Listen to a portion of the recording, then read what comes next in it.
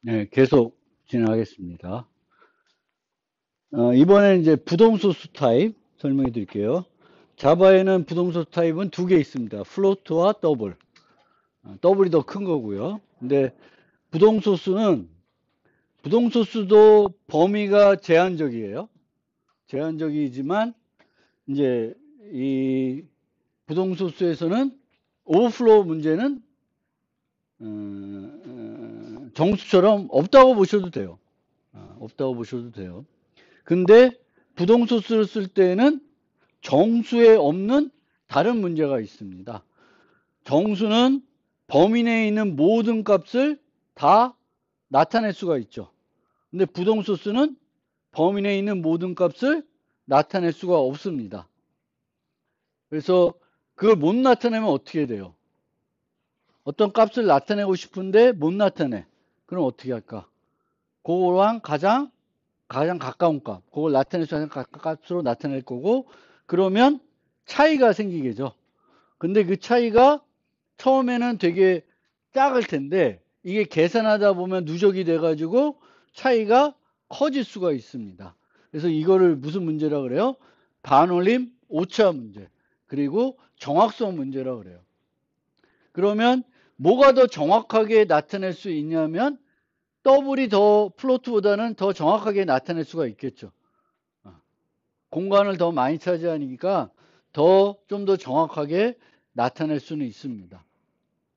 그래서 우리가 부동소 쓸 때는 이 반올림 오차 문제, 정확성 문제에 주의해야 된다. 그래서 이 경우에도 우리가 기대하는 거는 어떤 수에서 5를 빼면 이런 수가 나오게, 끝이 5라고 기대해야 되는데 5가 아니라 4.0이 나와요. 그래서 4.0이 나오는 이유는 정확성 문제 때문에 그렇습니다. 그래서 정확성 문제가 되겠고, 더블은 8바이트가 돼요. 8바이트. 그래서 범위는 뭐 이렇게 되고요. 중요한 거고. 그리고 기본적으로 인트는, 그러니까 정수상수를 우리가 쓰면 얘를 기본적으로 뭘로 인식해요? 인트로 인식해요. 근데 부동소수를 쓰면 얘는 기본적으로 뭘로 인식해요? 더블로 인식하는 거예요. 더블로 인식하게 됩니다. 그런데 이 더블에는, 자바의 경우에는 원래 기본값이 더블이면 더블을 나타내기 위한 전미사가 필요 없잖아요. 근데 여기는 D를 또 쓸 수가 있어요. D. 근데 D를 언제 많이 쓰냐면 이렇게 많이 써요.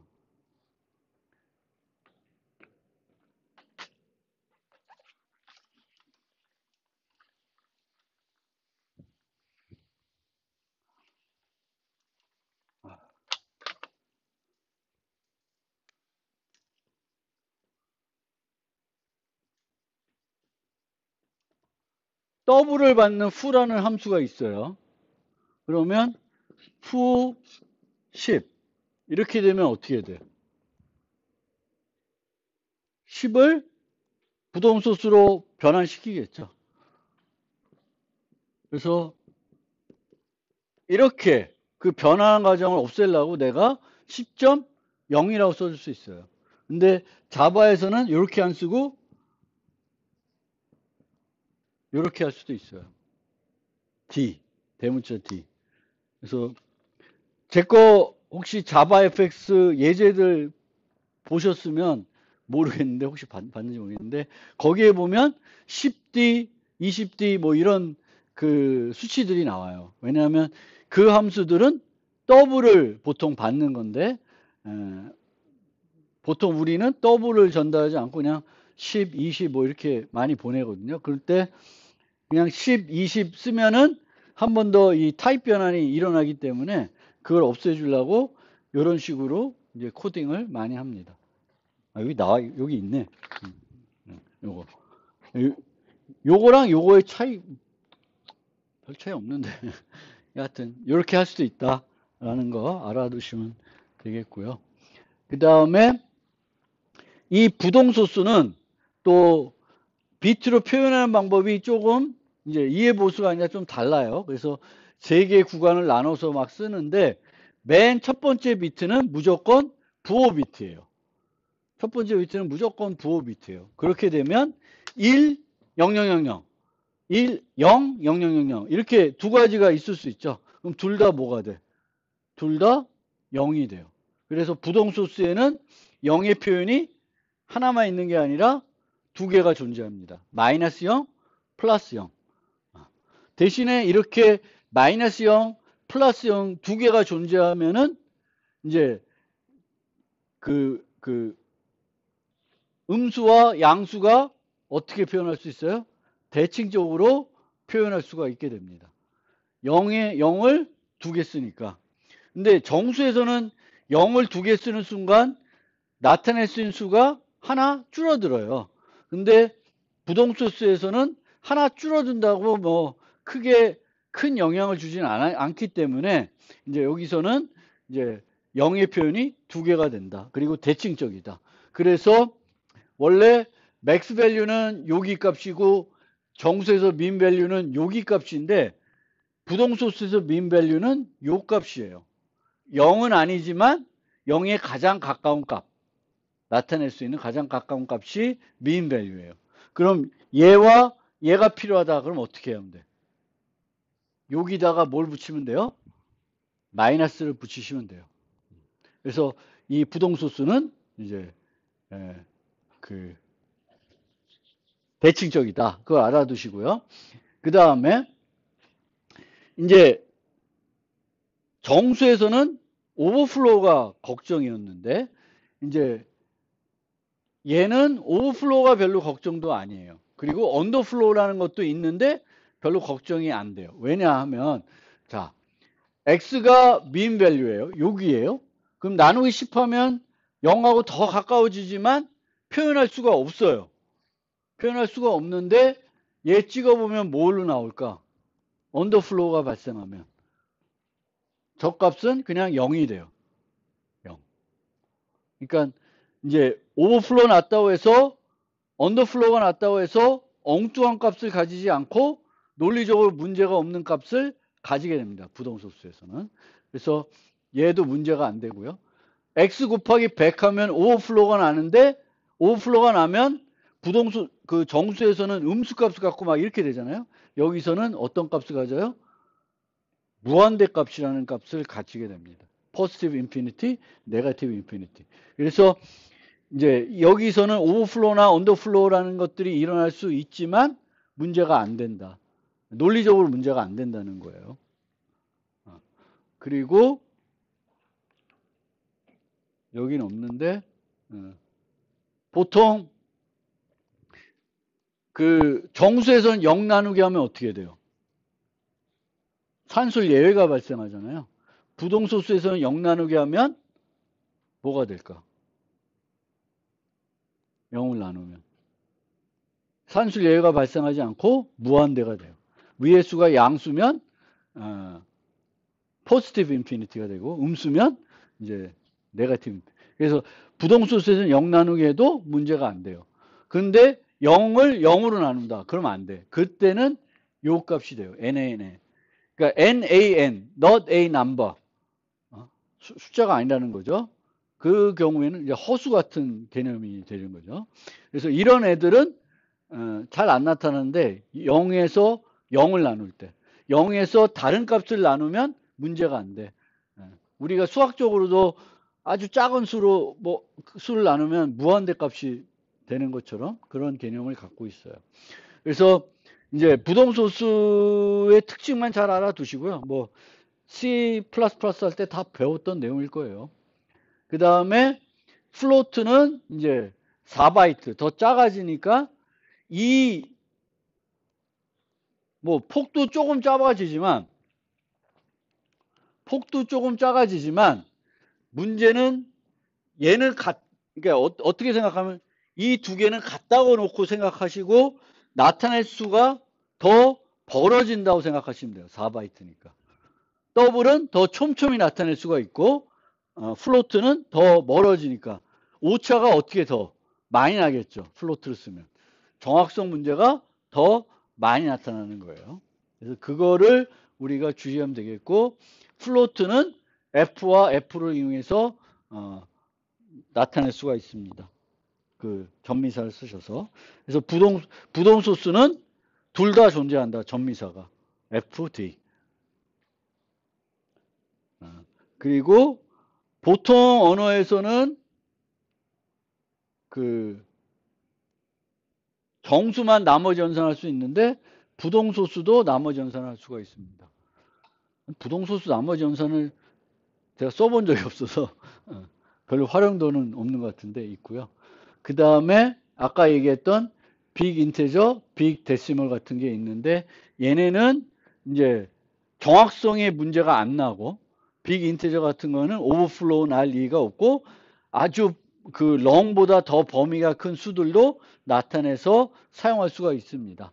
문제는 뭐냐면은 이제 C++는 이런 애들한테 사칙 연산을 다중정의해서 만들었기 때문에 그 코딩하기가 간결하게 프로그램할 수 있는데 이제 자바는 이제 연산자들을 다중정의할 수 없으니까 얘 갖고 연산하려면 다 이런 식으로 subtract, multiply, add 뭐 이렇게 함수를 불러서 해야 돼요. 그러니까 되게 식 세우기가 번잡하겠죠. 그리고 속도가 무지무지 느립니다. 빅 데시멀은 모르겠어요. 언제 쓰이는지 잘 모르겠지만 빅 인테저 같은 경우에는 제 분야 암호 기술할 때 이제 암호 알고리즘 구현할 때 많이 사용이 됩니다. 실제적으로. 그 다음에 문자 타입. 문자 타입은 이제 얘가 만들어질 당시에는 이제 국제 언어, 영어뿐만 아니라 다양한 언어들을 처리해야 된다고 했기 때문에 이제 유니코드를 기본 그걸로 사용을 했어요. 그리고 당시에는 유니코드가 2바이트면 충분하다고 생각했죠. 근데 지금은 유니코드가 4바이트까지 돼요. 4바이트까지 되니까 이제 2바이트 갖고도 안 되는 거죠. 그리고 이 문자를 쓸 때 여러분들이 요 두 개를 구분해서 이해해야 돼. 코드값, 인코딩. 그래서 코드값은 소문자 A다. 소문자 A의 코드값이 얼마죠? 여러분 잘 외우던데 난 예? 90? 90 몇이요? 97? 네, 97이랍니다. 10진수로 A는. 그게 코드값이에요. 그리고 유니코드와 아스키 코드는 그 아스키 코드에 있는 코드값이 그대로 유니코드에 들어와 있기 때문에 차이가 없어요. 아스키 코드에서 소문자 A가 97이면 유니코드에서도 소문자 A가 97입니다. 그래서 코드값은 어떤 문자에 해당되는 정수값을 말해요. 그게 코드값이에요. 그 다음에 인코딩은 이 코드값을 어떻게 표현할 것인가. 1바이트로 표현할 수도 있고 2바이트로 표현할 수도 있고 4바이트로 표현할 수도 있어요. 좀 다르게 표현할 수도 있어요. 그게 인코딩이에요. 보통 이제 제가 쓰는 맥에서는 주로 유니코드로 인코딩을 써요. UTF-8. UTF-8이라는 건 바이트를 이용해서 표현하는 거예요. 바이트 항상. 그러니까 어떤 문자는 뭐 유니코드 기본적으로 되니까 이제 바이트 2개로 표현할 수도 있고 바이트 4개로 표현할 수도 있고 이렇게 되는 거죠. 근데 유니코드 16이면 항상 2바이트로 표현하는 거고 유니코드 U30인가? 걔는 항상 4바이트로 표현하는 거예요. 모든 문자를. 그러면 더 필요한 크기가 커지는 거죠. 그래서 인코딩하고 코드 값은 좀 달라요. 그리고 인코딩은 프로그램 할 때 인식을 안 해도 잘 돼. 근데 어때 인식을 해야 되냐면 외부와 상호작용할 때. 예를 들면 파일에 내가 데이터를 저장한다. 그러면 어떤 인코딩을 저장할지 중요하죠. 왜냐하면 보통 파일에 저장한다는 거는 그 파일을 내 자바 프로그램에서만 쓰는 게 아니라 다른 프로그램에서도 쓸 수가 있거든요. 그럼 인코딩이 중요할 수가 있습니다. 자바는 이제 요즘은 기본적으로 UTF-8을 기본 인코딩으로 써요. 근데 예전에는 각 그 운영체제마다 기본 인코딩이 있어요. 그러면 그걸 따르기로 했는데 최근에 와서 제가 알기로는 자바는 그 상관없이 다 이게 윈도우든 맥이든 상관없이 유니코드 UTF-8을 쓰는 걸로 알고 있습니다. 그리고 만약 제가 드린 그 파일에서 자바 파일 열었는데 한글이 깨진다. 그러면 여러분들 인코딩을 뭘로 바꾸시면 돼요? UTF-8로 바꾸시면은 그 한글이 제대로 보일 거예요. 왜냐하면 저는 이제 맥에서 작업하기 때문에 맥은 기본적으로 UTF-8을 쓰고 윈도우는 기본적으로 UTF-8이 아니에요. 기본 인코딩을 쓰는 게 운영체제에서 다르기 때문에 뭐 알파벳들은 문자들은 영어들은 문제가 안 되는데 한글은 깨져요. 그래서 한글이 깨지면은 이제 그 파일의 인코딩을 UTF-8로 바꿔주시면 되고요. 한번 뭔가 저장해 놓고 바꾸면 안 되더라고. 그러니까 처음에 열었을 때 깨지면 그때 인코딩을 UTF-8로 바꿔주시면 그걸 볼 수가 있을 겁니다. 깨졌다. 지우고 다시 다운받아서 하시면 돼요. 아니면 걔네들을 다른 어떤 그 노트패드나 뭔가 이렇게 인코딩 잘 인식하는 걸로 열었다가 복사해서 쓰시든가 그러면 이제 안 깨져요. 저도 보통 여러분들이 주신 거 받으면 한글이 깨진 사람들이 많아요.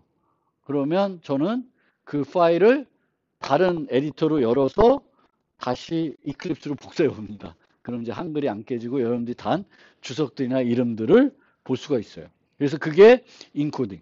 인코딩과 코드 값은 같은 건 아니에요. 같은 코드 값이라도 인코딩에 따라서 파일로 저장했을 때 또는 그 시스템에 유지할 때 필요한 길이가 또 표현 방법이 다를 수가 있는 거죠. 그래서 그렇게 되겠고 그리고 이제 그 뭐 이거 보시면 되겠고 코딩을 할 때 이렇게 하시는 분들이 많아요. 코드 값을 직접 쓰시는 분. 이거 외워서 쓰시는지 모르겠는데 이거보다는 이렇게 쓰는 게 더 뭐예요? 가독성이 좋습니다. 아니면 이렇게도 안 쓰고 라이브러리에 있는 함수를 이용하는 것도 좋은 방법이에요. 여기 보면 뒤에 보면 캐릭터라고 하는 게 그 래퍼 클래스예요. 문자를 객체로 변환해주는. 그럼 거기에 뭐가 있냐면 이런 것들이 있어요. 그래서 is lowercase 얘한테 던지면 돼요. 그러면 그 문자가 소문자만 true가 되겠죠. 그래서 이제 아까 보시면 요 방법인데 요 방법 쓰지 마시고 차라리 얘보다는 어떻게 해요? 캐릭터 is lowercase c를 넣어주시면 돼요. 그게 더 좋은 방법이에요. 가독성도 좋고 더 좋습니다.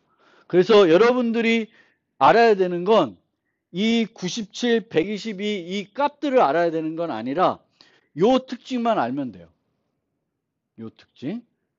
코드 값의 영문자와 관련된 특징이 뭐냐 하면은 아스키 코드부터 내려오는 건데 영소문자, 대문자의 코드는 차례로 할당되어 있어요. 그러니까 A 값 다음에 코드 값이 A 값이 97이면 B는 얼마? 98 이렇게 되는 거예요. 하나씩 증가하니까. 그 다음에 숫자는 그 0부터 이렇게 나가요. 그래서 0 값에다가 1을 더하면 1이 되는 거고 1에다 1 더하면 2가 되는 거고 코드 값이 그렇게 되는 거고요. 숫자, 대문자, 소문자 순으로 코드 값이 증가합니다. 근데 이 특징 3은 어디에 쓰일까? 숫자, 대문자, 소문자 순이에요. 어디에 쓰여요? 숫자, 대문자, 소문자 순. 저 어디에 쓰여요? 정렬을 할 때, 정렬을 할 때,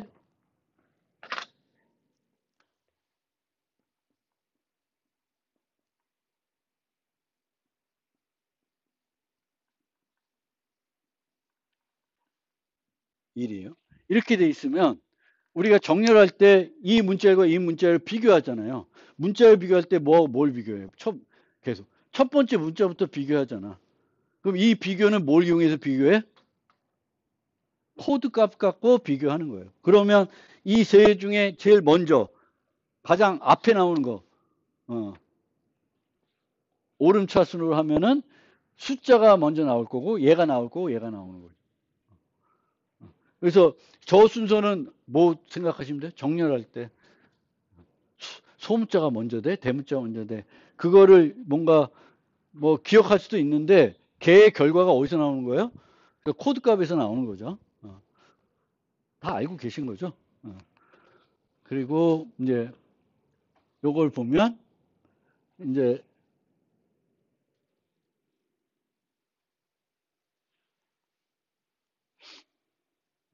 이제 요 여기서 A와 E를 더해요. 그러면 A는 캐릭터고 E는 인트잖아요. 두 개의 타입이 달라. 그럼 어떻게 해? 일치시키겠죠. 그러면 A를 인트로 바꿔요. 근데 A를 인트로 안 바꿔도 아까 뭐라 그랬어요? 캐릭터 바이트 쇼트는 무조건 산술식에 쓰이면 인트로 바꾼다 그랬어요. 그러면 얘의 결과는 인트예요. 그러니까 이 x의 반은 인트가 되는 거예요. 얘는 근데 에러가 안 나요. 왜 에러가 안 나면 얘도 상수고 얘도 상수예요. 상수면 상수식이니까 계산을 하겠죠. 컴파일러가. 그리고 범위 내에 들어오면은 문제를 삼지는 않는 거예요.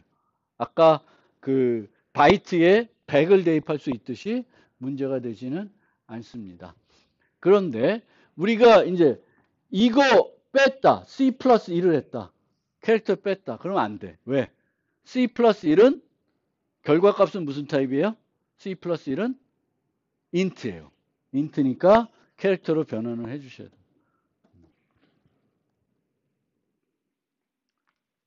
요거는 어떻게 될까? 일로 갈까? 일로 갈까? 캐릭터와 캐릭터 더하기인데 캐릭터들이 산술식에 사용되면 뭘로 바뀌어? 기본적으로 인트로 바뀌어요. 그럼 어디로 가요? 일로 가는 게 아니라 일로 가는 거예요. 그래서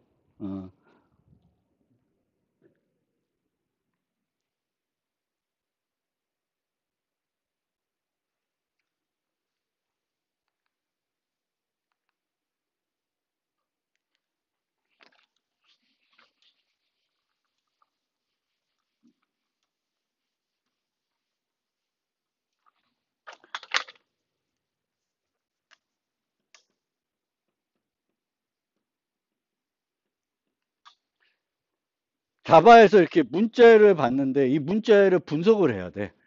근데 문자열과 관련된 문제에서 우리가 가장 많이 활용되는 것 중에 하나가 뭐예요? 빈도수 배열이에요. 빈도수 배열. 그러면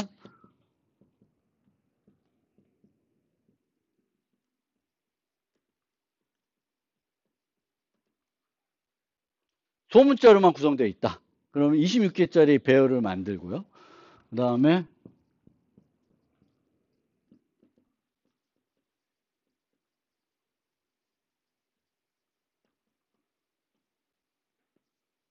S를 그냥 써도 돼.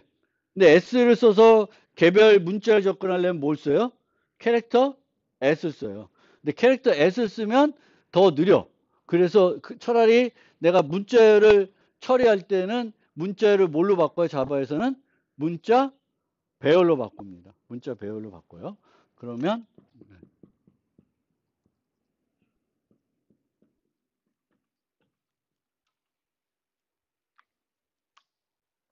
여기에서는 타입 변환이 필요 없어요. 그렇죠? C는 캐릭터 타입이 되겠죠. 얘도 캐릭터 타입이야. 근데 이 결과는 자바에서는 뭐예요? C 빼기 A는 int예요. 그러니까 0. A는 0. G는 25. 그래서 이렇게 하면 얘도 없다고 치면 간결하게 하면 이게 뭐라는 거예요? 빈도수 배열 만드는 거예요. 저렇게 빈도수 배열 만들면 어떤 문자가 가장 많이 나왔다. 어떤 문자가 가장 적게 나왔다. 뭐 이런 것들 다 뭔가 할 수가 있겠죠. 그래서 하여튼 문제들 만들 때 저걸 많이 씁니다. 그 다음에 이제 아까도 얘기했듯이 이제 우리가 코딩할 때 이렇게 하는 게 제일 나쁜 형태고요. 이렇게 하든가 차라리 이렇게 하지 말고 오히려 이제 여기 있는 메소드들을 호출하는 게 가독성에 더 좋다고 저는 생각이 됩니다. 그 다음에 불 타입.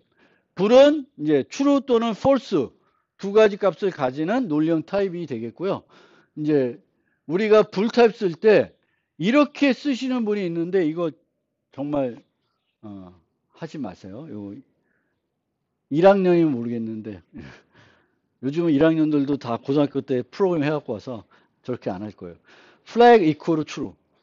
그러면 이렇게만 하면 돼요. 이 flag는 불 타입이니까 그냥 얘가 true면 true로 판단되는 거, false면 false인데 얘를 평가를 한 다음에 다시 또 얘를 true와 비교하는 건 좀 바보 같은 짓이죠. 그래서 이렇게 쓰시면 안 되고 그 다음에 또 많이 제가 지적하는 거 여러분들이 숙제 내고 지적하는 건 이렇게 쓰지 좀 말라는 거예요.